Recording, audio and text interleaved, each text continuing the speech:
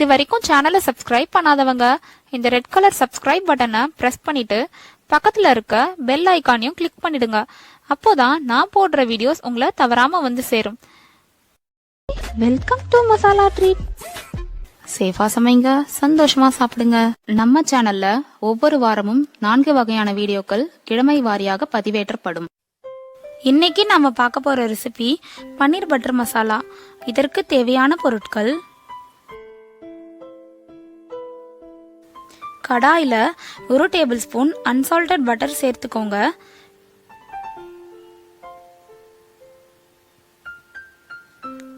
இந்த வெண்ணெய் உருகுனதும் இது கூட 2 பிரிஞ்சி இலை, 2 துண்டு பட்டை, 3 ஏலக்காய் சேர்த்துட்டு இதையும் நல்லா வதக்கிக்கலாம். லோ ஃப்ளேம்ல வச்சு வதக்கிக்கோங்க, அப்பதான் மசாலா கருகாம இருக்கும்.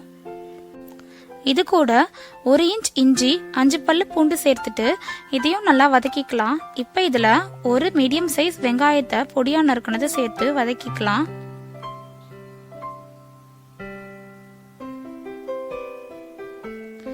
வெங்காயம் நல்லா கண்ணாடி மாதிரி ஆற வரைக்கும் வதக்கிக்கோங்க. இப்ப இதுல 4 பெரிய தக்காளி சேர்த்துடலாம். சேர்த்துட்டு இதையும் நல்லா வதக்கிக்கோங்க. 8 to 10 முந்திரி சேர்த்துக்கலாம்.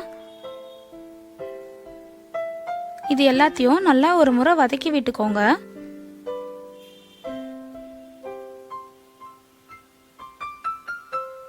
இப்ப இத ஒரு மூடி போட்டு 8 to 10 நிமிஷம் லோ ஃப்ளேம்ல வேக வச்சு ஓபன் பண்ணிக்கலாம்.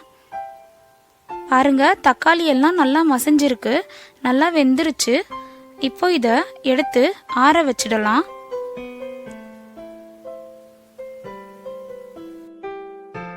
இந்த மசாலா எல்லாம் நல்லா ஆறினதும் இத மிக்ஸி ஜாருக்கு மாத்திடலாம்.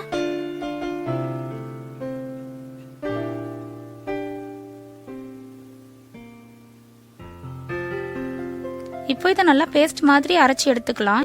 கடாயில 4 டேபிள் ஸ்பூன் பட்டர் சேர்த்துக்கோங்க. 2 டேபிள் ஸ்பூன் எண்ணெய், 2 டேபிள் ஸ்பூன் பட்டர் கூட இதுக்கு பதிலா சேர்த்துக்கலாம்.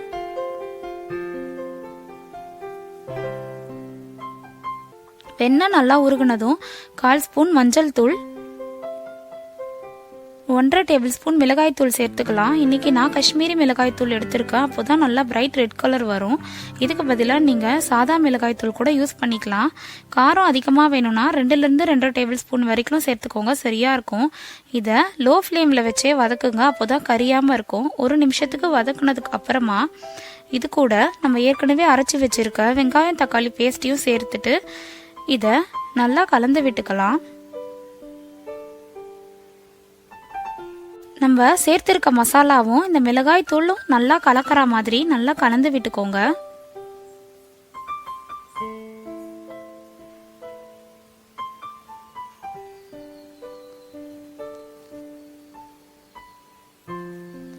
இப்போ இதுக்கு தேவையான அளவு உப்பு சேர்த்துக்கலாம். இத ஒரு முறை கலந்து விட்டுக்கலாம். இது கூட 1 ஸ்பூன் சர்க்கரை சேர்த்துக்கலாம். நம்ம இதுல நிறைய தக்காளி சேர்த்துருக்கிறதுனால புளிப்பு வரும். அந்த புளிப்பை பேலன்ஸ் பண்றதுக்காக நம்ம இதுல 1 ஸ்பூன் சர்க்கரை சேர்த்திருக்கோம். இப்போ இதுல 200 கிராம் பன்னீர் துண்டுகளை ஒவ்வொன்னா உள்ள சேர்த்துக்கலாம். பன்னீர்ல அதிகமா புரோட்டீன் சத்து இருக்கு. அது மட்டும் இல்லாம இதுல ஃபோலேட், பொட்டாசியம், கால்சியம் இருக்கிறதால நம்ம பற்கள், எலும்புகள், இதயத்தோட தசைகளை ஹெல்த்தியா வச்சுக்க இது உதவுது. இப்போ இது எல்லாத்தையும் நல்லா கலந்து விட்டுக்கலாம்.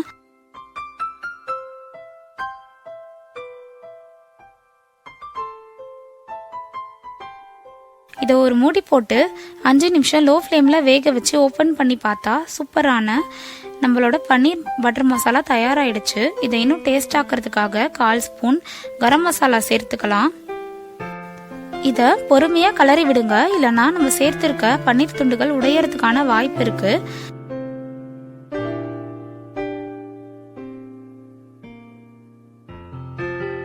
இப்ப இது கூட 1 ஸ்பூன் காஞ்சிய வெந்தயக்கீரையோட இலைய சேர்த்துக்கலாம். இந்த மாதிரி கிரஷ் பண்ணி கையில சேர்த்துக்கோங்க, அப்போதான் நல்லா வாசனையா இருக்கும்.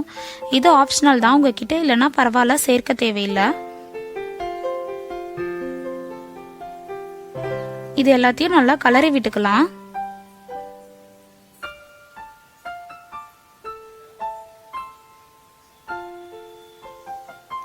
இப்போ இது கூட 2 டேபிள் ஸ்பூன் ஃப்ரெஷ் க்ரீம் சேர்த்துக்கலாம்.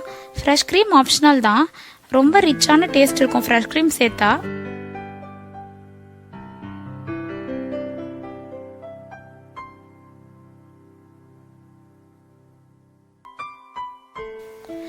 இப்போ இதை எடுத்து ஒரு பவுலுக்கு மாத்திடலாம்.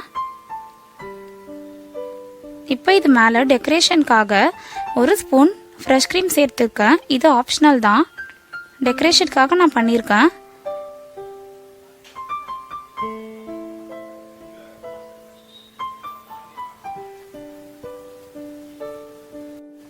இது மேலே கொஞ்சமாக கொத்தமல்லி இலை டெக்கரேஷனுக்காக தூவிக்கலாம். அவ்வளோதான், ரொம்ப ரொம்ப சூப்பரான டேஸ்டான பன்னீர் பட்டர் மசாலா சூப்பராக தயாராகிடுச்சு. இந்த ரெசிபியை நீங்களும் உங்கள் வீட்டில் செஞ்சு பார்த்துட்டு உங்கள் ஃபீட்பேக்ஸை கமெண்ட் செக்ஷனில் போடுங்க. இந்த வீடியோ பிடிச்சிருந்ததுன்னா லைக் பண்ணுங்கள். இது வரைக்கும் சேனலை சப்ஸ்கிரைப் பண்ணாதவங்க இப்போ சப்ஸ்கிரைப் பண்ணுங்க. உங்கள் ஃப்ரெண்ட்ஸ் அண்ட் ஃபேமிலிக்கும் ஷேர் பண்ணுங்க. தேங்க்ஸ் ஃபார் வாட்சிங். பாய்.